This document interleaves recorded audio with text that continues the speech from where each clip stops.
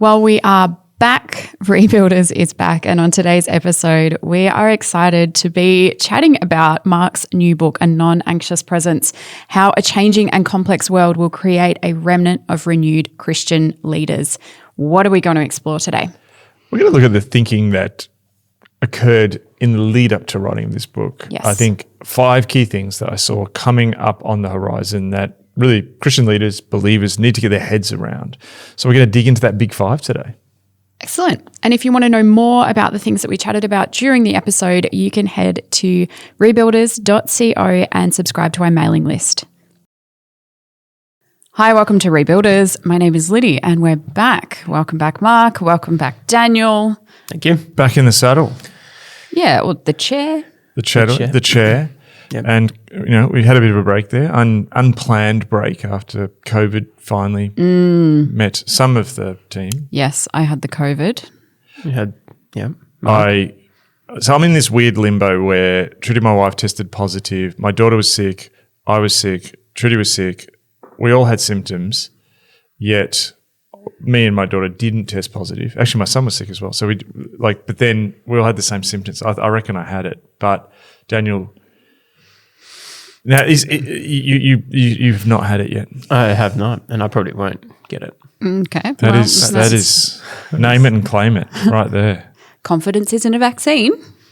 Oh, that's a good line. Thank you. I just came up with it then. Feel Yeah. free to I write it down, have been put it on a vaccinated. detail. I just, look, You got a 4th shot of vain glory. I think it's my superior South Australian genes. You can buy them in Rundle Mall. I've not been there for so long. Oh, one day. To all our Adelaide listeners, let us know how Rundle Mall is. Do they still sell jeans? I imagine they do. For our overseas listeners, Rundle Mall is an iconic shopping strip in Adelaide. Pretty much the only shopping strip in Adelaide. Yes. You're not wrong. Yeah, I know. Yeah. It's also worth noting to our YouTube tube listeners, we've Slash watches. watches. Yeah. You'll notice it looks different. We have a new desk slash new background. It's the same background. We just pivoted We pivoted. Yeah. We pivoted for little- a new season. 90 degree. Got a nice the OG podcasting desk actually. Yes. This was Megadesk in its former life, am I correct? That is Yeah. that is correct. But the rumor on the street is that this is Megadesk, but you're working on Metadesk. Yeah. Yeah. The All new season those is episodes now. that I'm at home doing it really was just a foretaste of Metadesk. Ooh. Yeah. Is that where you're doing your World War II D-Day historical podcast from? The Metaverse. It's only available on the Metaverse. Yeah. I'm not going to tell you which one. Just one of them. It's just Yeah. one of them. Yeah. Well, yes, we are in the grey zone. Very topical. It is Yes. very topical. And we're excited to be doing this sort of new, I was about to say series. Is it a series? Season, I don't know. They're Yeah. all constructs, Yeah. We're recording, Yeah. putting it out there. We're not going to get too existential. But, No. Mark, you've got a new book. I do have a new book. It's coming out on May the 3rd. Yes. Oh, a thank round you. of applause. Thank you. I could put in a sound effect in post. Do it. Applause. Can you do it of people crying in joy? Yes. Thank you. Yeah. You'll hear it now. Wow. Wow. Wow. Oh, that was beautiful. I'm crying. So a non-anxious presence, how a changing and complex world will create a remnant of renewed Christian leaders. So May the 3rd, it's being released, which I think this episode will probably be out by then or very nearly out. Yeah. Yep. Anyway, so you can buy that wherever you usually buy your good Christian books. And yeah, we're going to unpack some of the ideas in it. A lot of it we have explored in a number of ways through our Rebuilders recording. And a lot we haven't. A lot we haven't. So something to get your hands on. But today, Mark, let's start by... Good cover. Can I just say, well done to the team at Moody for the cover. Yes, I was thank you, quite Moody. impressed. It's sort of like a planet, but it's also sort of reminiscent of Disappearing Church. Yeah. Yeah, that's cool. Almost kind of reminds me of like a coffee cup or something on the table and splatter marks. I was thinking more of an interplanetary eclipse. That's better. That works more in the theme of the book. I was thinking it's like pollen on Yeah. a tablecloth. Wattle pollen. Yes, wattle pollen. We could try recreate that. Does it say, there's these tests flying around at the moment that like tell you about your personality? Is it a Rorschach situation? Yes. What? A Rorschach? Rorschach test. Never heard of it. It's a spot. Google it. Yeah, Google it. Yeah, we won't do. Yeah. Anyway, Ink blot. we digress. It looks great. I really like it. Yes. Well done, Moody. Yes. So congratulations, Mark. It's always exciting to see this mammoth amount of work come to a final product. So excited to be able to talk about it. How about we start by exploring why this book at this time? Yeah. Well, and books are hard, as you just said. It's a mammoth amount of work, and so you do them for a reason. But I think like the reason I wrote this book is there was a sense that we were moving into a new phase, and I felt that for some time God had the sort of message that I was sort of delivering, which was, crisis precedes renewal. And you could see, particularly with the pandemic, that the crisis was beginning to play out. The crisis wasn't just the pandemic. The crisis actually was a set of changes happening in the world. They were radically changing the world that we're just at the beginning part of. And I felt like God sort of, was wanting to continue to bring this renewal, this reset moment for Christian leaders. And how do you, equip people to see the changes happening in the world? So I think that's, book's a container of ideas. And I think the big idea was there's big changes coming, and how do you prepare people for it? But also, how do you share with people the vision that actually, yes, there's a lot of chaos, there's a lot of change, there's a lot of crises, but also in the midst of all of that, there's wrapped up with significant opportunities, I think, for a renewal in the church and in leaders and in believers at this moment. Great. Well, for today, just to work us through kind of why this book, why at this time, 5 things. Yes. 5. I went like this, and it's actually this. 5, for those who are listening, I put the wrong amount of fingers up. 5. What would you call them? Well, I think a good way to think about this, whilst this is sort of 5 reasons why I wrote this book, but also I think 5 frameworks to help people begin to orientate themselves in this moment. Great. And I could sort of see these are 5 things that were coming across the horizon, and perhaps people weren't really thinking about. So you'll notice that there's things in the Christian world that gets attention. Often they're sometimes symptoms, not even causes. So I just wanted to get at the center of what are the big causes that are causing change in this world at the moment. How do you narrate and articulate that for people, and do that in such a way that is hopeful? So that was the real goal. So yes, today we've come up with 5 reasons why I wrote the book, but more importantly, I think 5 concepts that people need to get their heads around at this time. All right. Well, let's kick it off. Yeah. Structural change across the world. Yes. There is structural change occurring. What do you mean by this? How are we seeing it?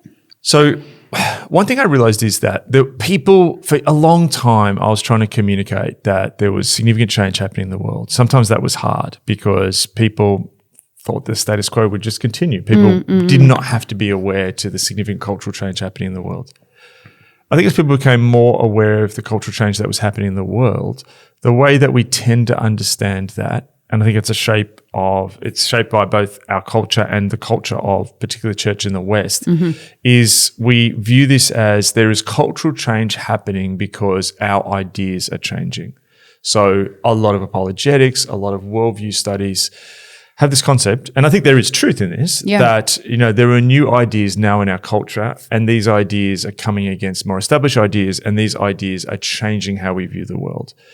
This could be people want to talk about postmodernism, or, people talk about critical theory, or, this sort of new Christian nationalism, or, there's these new ideas coming into the world, and that's the prime driver of why everything seems crazy. Do ideas matter? 100%. Do ideas change the world? Yes. But what I noticed happening was much more ignored, particularly in the church, was structural change at a massive level. So if you think about it, culture can be changed by an idea, but I think ideas often flow from structural change that happens. And when you've got structural change happening, you know society will change. Now, what's happening at this moment is not that just we've got structural change happening in one country. We've got structural change and multiple structural changes happening in the world all at the same time. So what are some of these structural changes? There is a really significant structural change happening in the world around, the internet, around the effects of the digital revolution in the world. This is changing politics. We have a way that the world has been constructed now for the last 30 years, which is about a connected globe, which is about a global supply chain, which is built on just-in-time production. That is changing right now.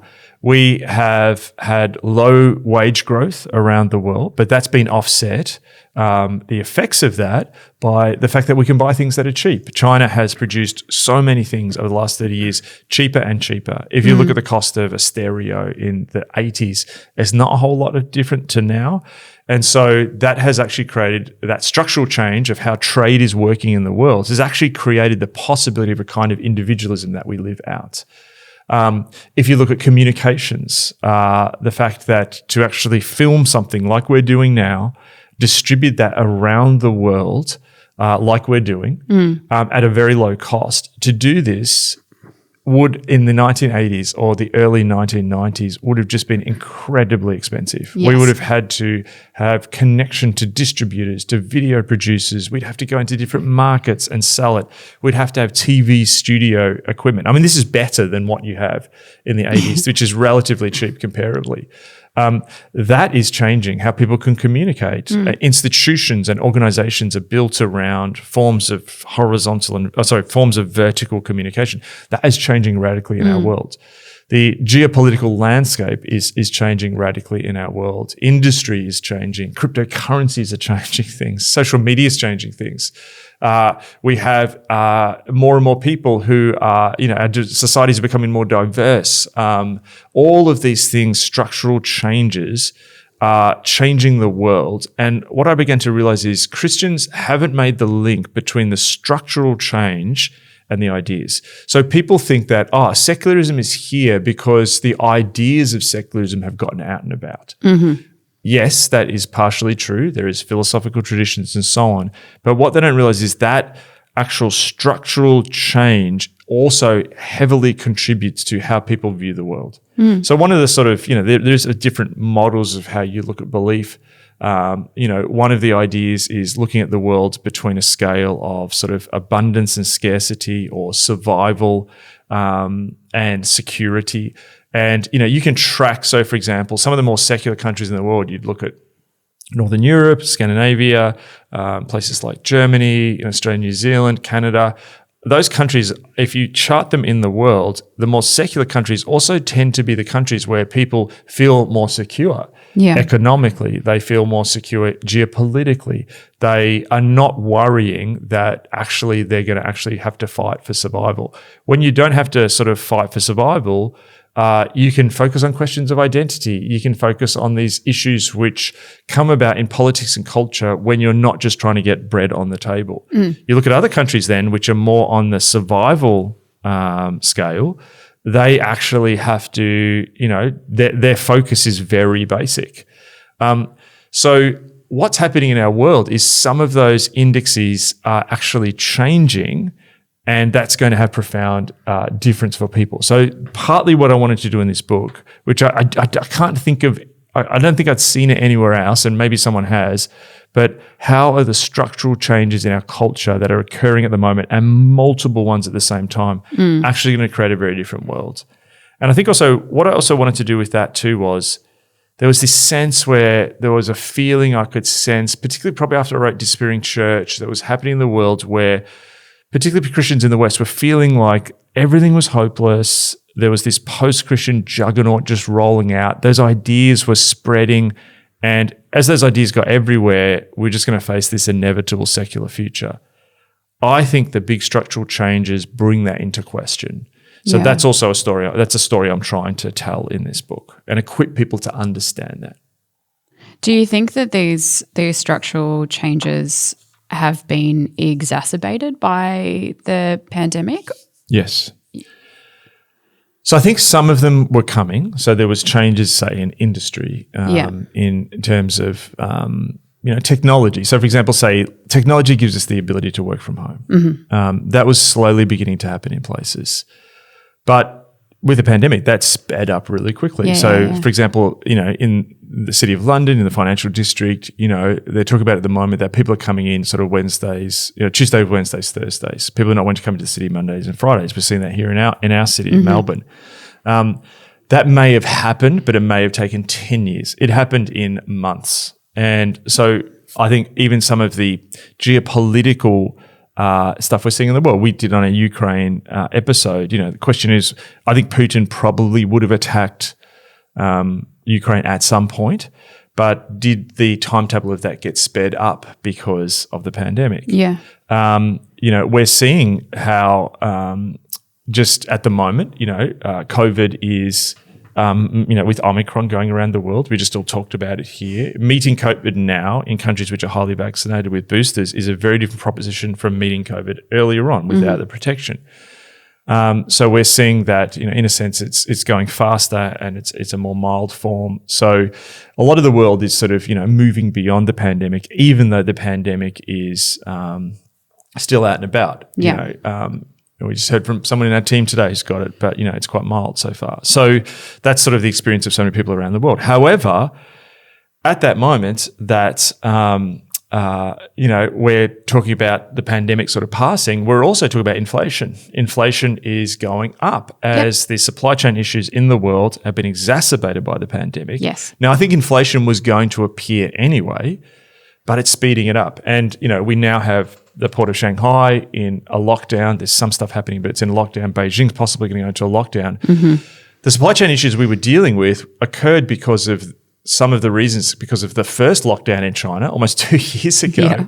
But what happens now when, China goes into another lockdown, which could be more extensive and longer, it's going to have tremendous effects on the world. So that's one example of how the pandemic at so many different layers has sped up these changes in the world. Yeah. Well, we've also talked before about how in the industrial age, institutions were king, right?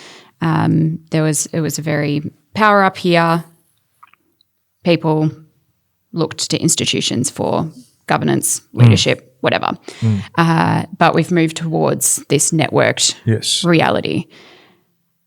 How are these institutions then facing this networked reality? Well, I think the second thing for leaders to get their heads around, or you can get your hands around it too, heads around, however you learn, that's I just had this sense over the last couple of years as I got around, maybe through 3-4 years, that there was this tremendous pressure coming, particularly against Christian institutions. Mm-hmm. I would have this experience of, it could be Christian schools, it could be seminaries, it could be parachurch organizations, philanthropic foundations, churches of forms of institution. What is an institution? It's a group of people who come together for an express purpose, who want to pass the values of something on beyond multiple generations. Mm-hmm. Edmund Burke talked about institutions pass on the values through multiple generations. It's a way of getting just beyond individual effort. And so much of the Christian world is built, particularly in the evangelical Protestant world, is built on institutions that were birthed in previous renewals and revivals. Yeah, started by someone who had this heart to see what God had done in their life go forward and form and shape other people. We're formed by institutions. So institutions have this incredible ability to shape people and shape society. We've all dealt with institutions. There are institutions which shape us. We went to schools, the government is an institution. So the Christian landscape you could see was very much shaped by institutions. Now, I saw two things happening. The first thing was often institutions, after they go over several generations, can begin to lose the original vision of why that institution was created. There can be mission drift. Yep. I think most people understand that. The second thing is that certain institutions, to continue moving onwards, have to have this sort of essential knowledge of why that institution was created and how they can keep the true spirit of that institution continuing. And people forget how to, in a sense, do the key things. So, for example, a seminary, a lot of these seminaries began because there was a move of God somewhere and people needed to be trained. People weren't formed. Yes. And so, like a lot of people all of a sudden wanted to be, say, pastors in a particular area. How do you train all these people really quickly? Or, how do you shape them so that they're shaped? You can then, I remember going to some seminaries and I noticed this trend where less and less people I met were going to seminary to necessarily be pastors. They may be going to be school teachers, or they may be going to sort of get an arts degree to be school teachers, or they may be going for other reasons. They want to be a youth worker, or they're just studying. They're not exactly sure why. Yeah. And so the institution's continuing. They're still able to get people paying, but there's something that's changed in the essential knowledge of why that institution was created. So there's also this sense that also what's come against institutions is individualism. There can be this sense where we've seen an increasing hijacking of institutions for platforms for individualism. I think we've talked about this before. Yuval Levin talks about how in American politics, things like these Senate subcommittees, which are institutional forms to actually help the institutions of the American government, do good leadership and lead the nation.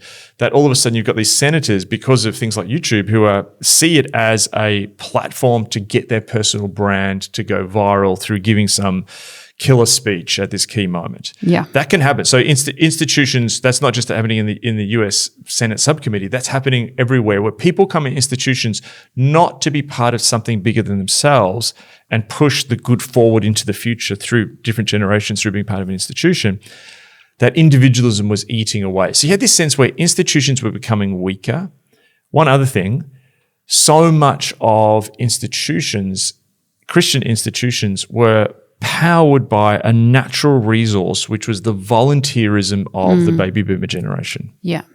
The builder generation before them, and then the baby boomer generation. But you saw with Generation X and millennials and Gen Z and Generation Alpha, that institutional sense of volunteering for something bigger than you, where you don't necessarily get any individual uplift in your personal, sort of profile, that sacrificing and serving something bigger, that huge volunteer force of baby boomers, that's going to pass at some time soon. They're going to move into retirement homes more. They're going to pass from this world. And once that huge energy of those people goes from institutions, you're going to see lots of institutions fall, because there simply won't be the people to continue them on. Yes. And new generations are not continuing in those institutions in the way that we saw in previous generations. So you've got this sort of thing happening inside institutions where Christian institutions are becoming weaker, but then at the same time, a new dynamic enters the fray. And the new dynamic, as you said at the beginning, was networks. And what happens in networks is networks change the dimensions of power. Talk about this in the book. Yeah. And just to give you, we may talk about this in more detail, but just give you a little preview, is what you have now is you currently have a battle between institutions which have a top-down, as you said, understanding of power and authority. They're vertical. And then you have these very flat networks which can move very quickly. They can move like swarms, and they can tear down institutions or severely wound institutions very, very quickly. One example from the Ukraine war, the Russian military, going back to the Soviet military, was very much based on a tank-based military, which had a lot of heavy armor. That's how they would win wars. Tanks are very expensive. If you could buy a lot of tanks, you could send people into battle. Now, what's happened is there's now all of a sudden these much cheaper technology of sort of shoulder-held and very portable anti-tank weapons. And the Russian tank columns are taking an absolute beating, because what the rest of the West is doing is just sending in these sort of cheap, shoulder-fired missiles.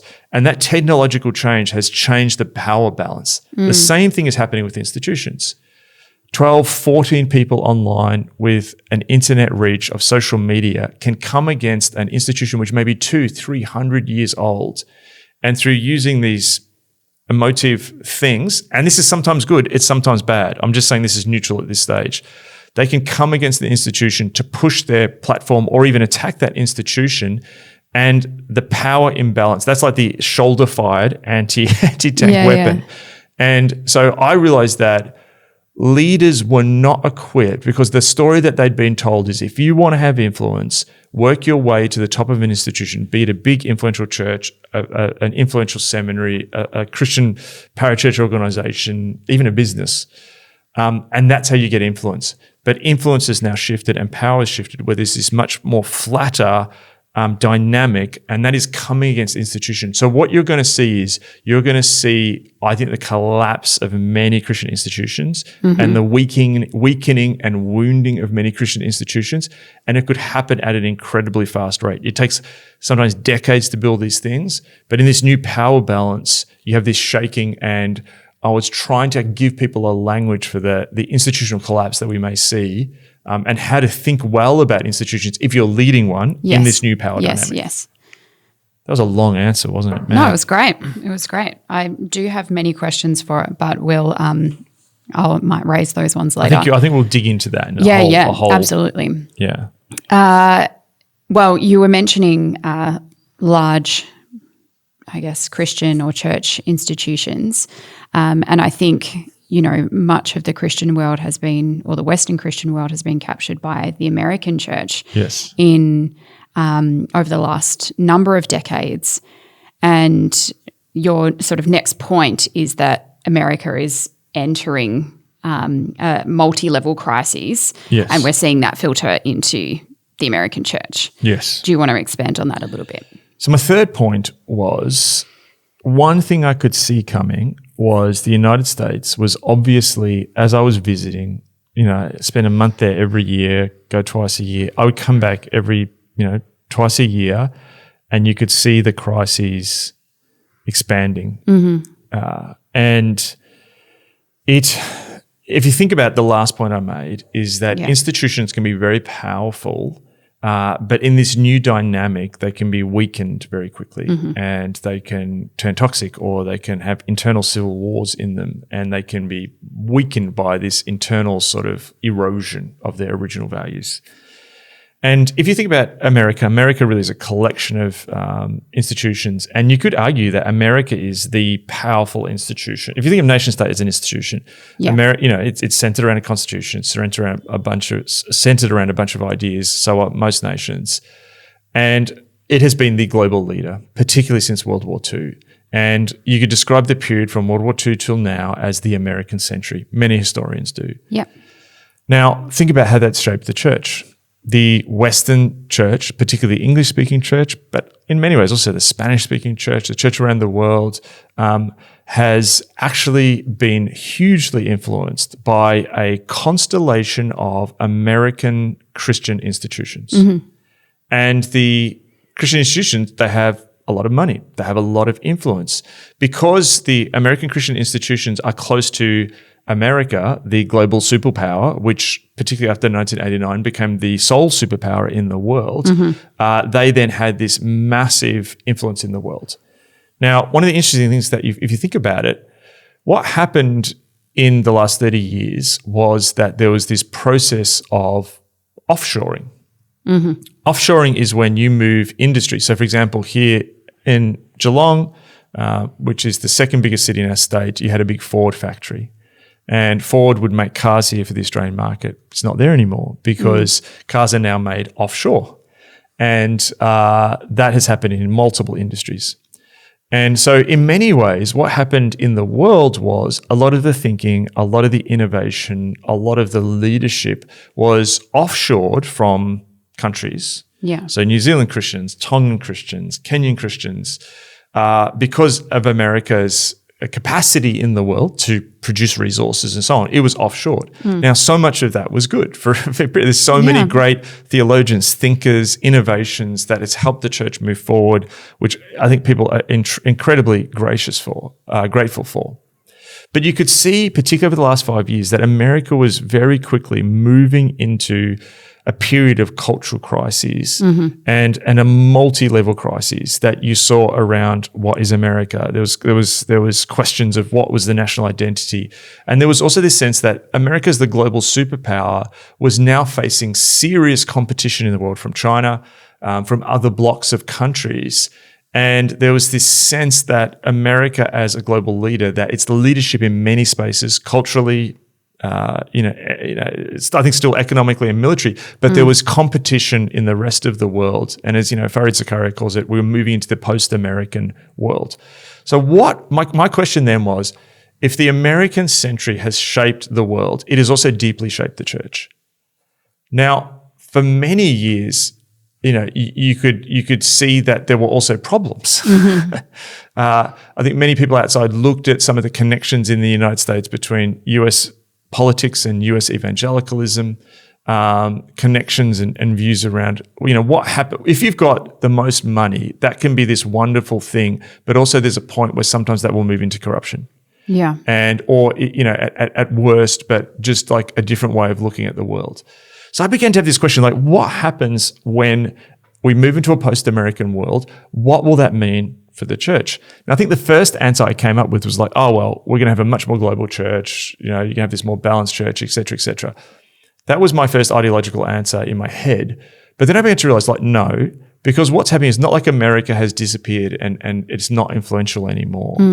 Because so much of the world had offshored their, leadership and thinking to the American church. And that's because America was providing these wonderful resources. What happens when America, and thus the American church as one of many cultures in America going through profound cultural crises, and in some areas moving into sort of a toxic discourse, what happens when that then spreads through America being at the center of the world and influences the church elsewhere? You see weird situations where you're talking to people in Europe, or you're talking to people in Australia, or you're talking to people in Canada or New Zealand, where people in their churches are having American culture war arguments. Yeah. And even churches in other countries are being torn apart by things that are part of American domestic policy.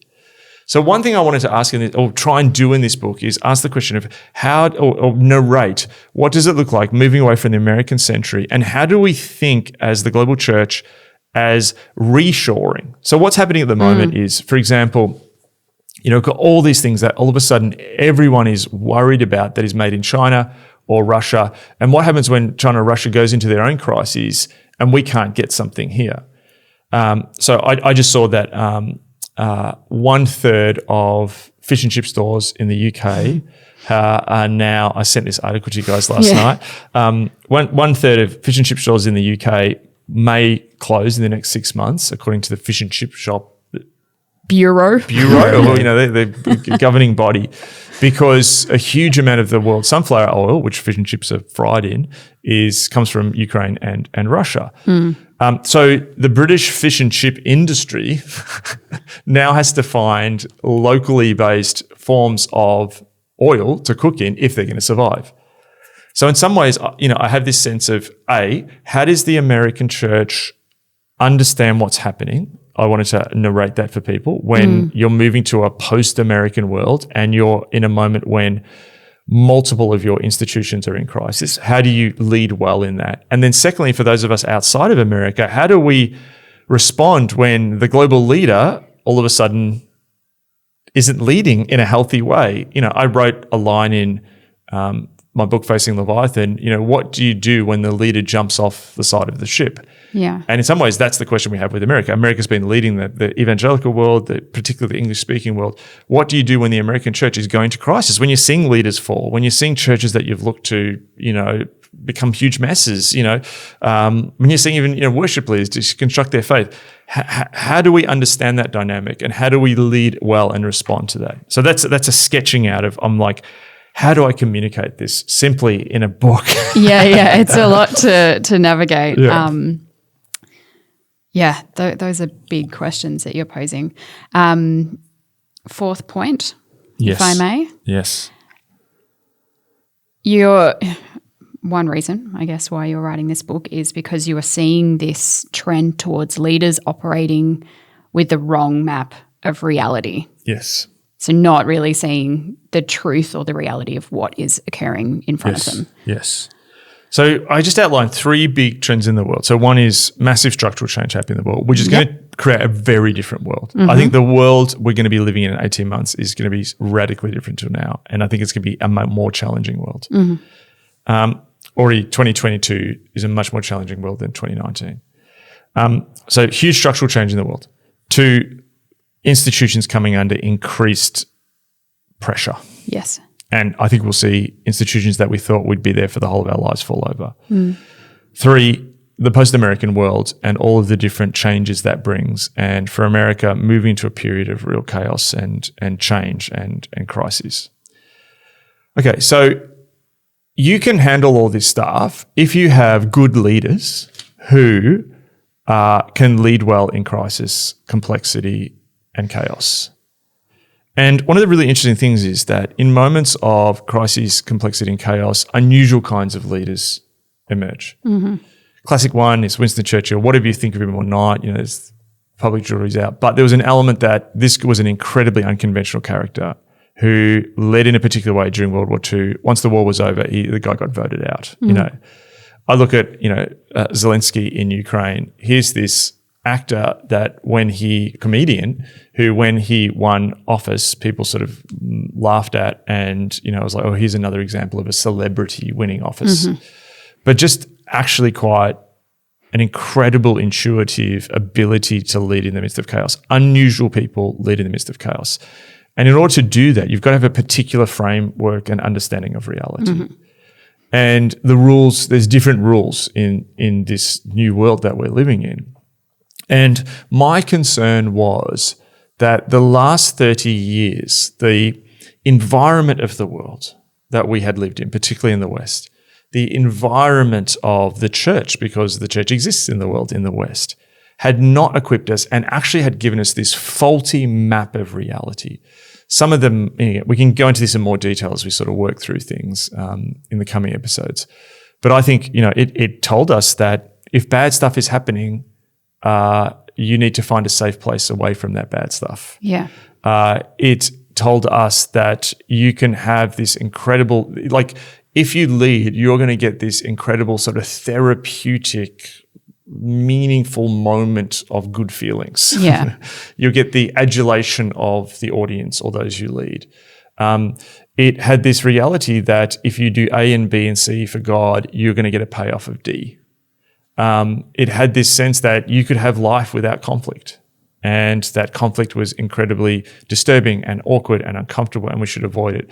It told us that everyone in the world was eventually going to think like Western elites. Now, there could be, could go through more here. Yeah.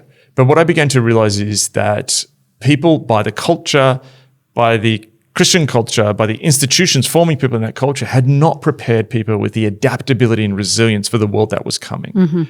And so that's partially where the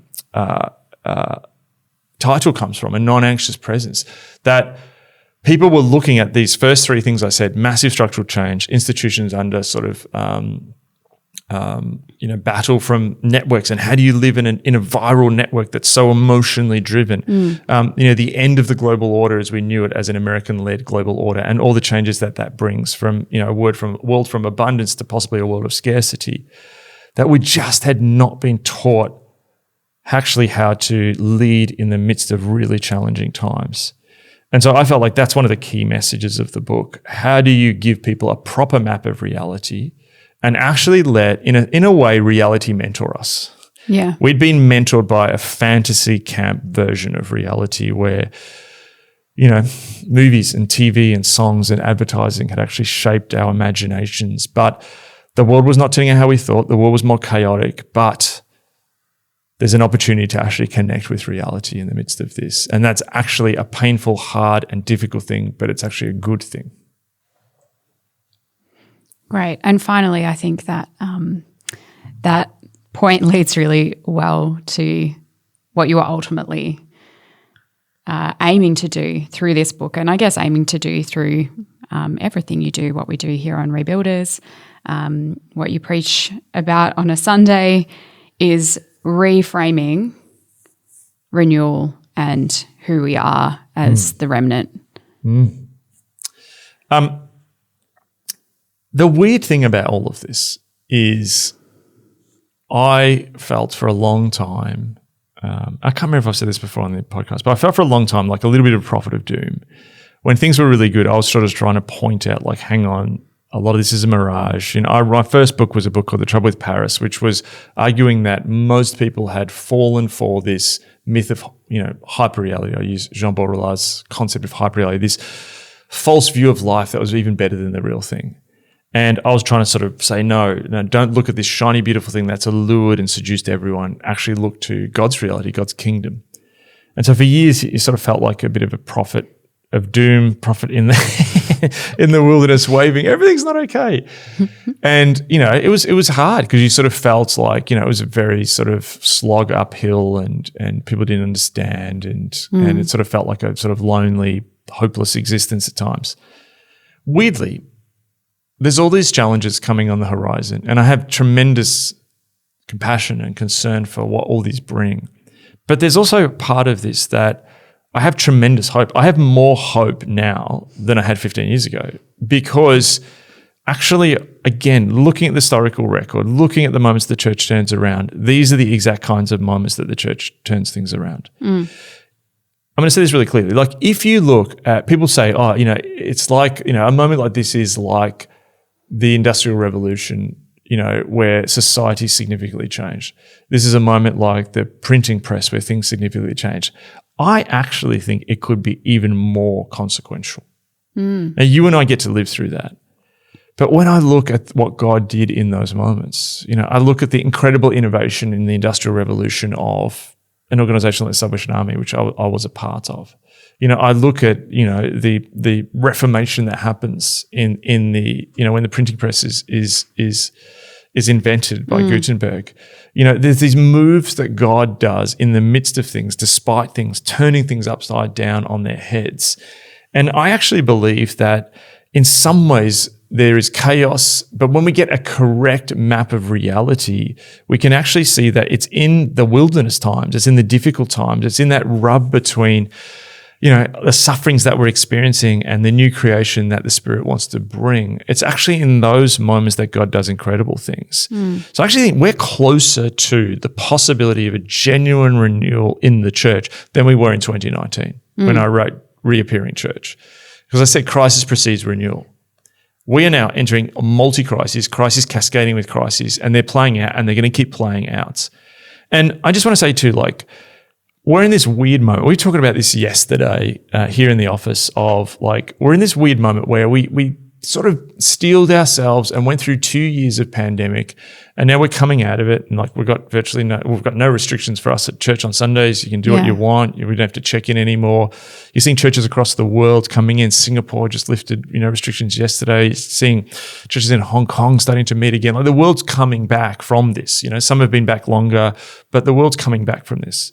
And the weird thing is, there's this weird malaise at the moment. Like, there's this weird, like, we're coming back, but there's a sort of disappointment that perhaps not as many people have come back, and there's less people at things. I'm hearing that everywhere. If just side note, if you're particularly a pastor listening to this, and I know some of you are, funny that, and you're just like, I'm just trying to get going, and like 1 week it seems like people are back, and then next people drop off, and people who used to come every 2 weeks and now come every 4 weeks, and the auditorium's half filled, or it's quarter filled, or it's 3/5 filled. It's not what it was. That is happening everywhere. And one thing that has happened is that if you think about that, faulty maps for leaders, there was a faulty maps for believers. And there was this moment where part of what the American century did, because America had such a preponderance of cultural Christians, it created a model of contemporary church, which was brilliant, running programs for cultural Christians. Well, this high-speed change that's happening in the world is meaning cultural Christians are increasingly realizing that they're not going to get cultural benefits and goods being associated with the church and are leaving. And that is leaving us in this sense of the genuine shift from a cultural consumer Christian church to a genuine remnant church. It is a heck of a lot easier running a remnant church because people actually want to be there. Yeah. It's a heck of a lot easier running a prayer meeting at a remnant church than trying to do a prayer meeting at a massive church filled with consumer Christians who come because there's good child ministry, which children's ministry, which they can look after their kids, and there's great coffee afterwards and all this sort of stuff, and it's all packaged in a nice 45-minute thing for you. So there's this genuine moment where I think, yes, this moment is difficult. There's less people, but actually, I think God is setting up something across the world where He's going to remake and renew leaders. He's going to remake and renew His church, and He's setting up a remnant dynamic. And, we just have people turning up at church at the moment who have listened to Rebuilders, who have read something that we've put out, and they just say that God is doing something in them. Had it on Sunday. Yep. People feel this emotional thing. They're like, am I the only one? That is happening everywhere because across the world, the Spirit of God is pulling together a remnant. So that's why at the end of the day, yes, this is a weird doomsday book in some ways. Not a doomsday book, but it's like, there's big, significant structural changes happening in the world, and they're challenging, and I don't want to downplay them or, just write them off as some second order effect. They mean something and they're really difficult. But actually, we may be moving into a period where it's easier to do genuine kingdom ministry, to preach the gospel, to build disciples. Yes, there may be less people. Yes, there may be less money. Yes, it may be more challenging. But I think we're closer to a renewal now than we were in 2019 when this all began. And that's what I'm trying to tell, the story of that in this book. Great. Well, I mean, if you don't already want to go and get your hands on a copy, then you should. We will do some further episodes where we'll unpack a little bit more of the kind of subplots that come up in the book. And before we finish, if you want to know more, get some references that we mentioned during the episode, you can become a subscriber by going to rebuilders.co.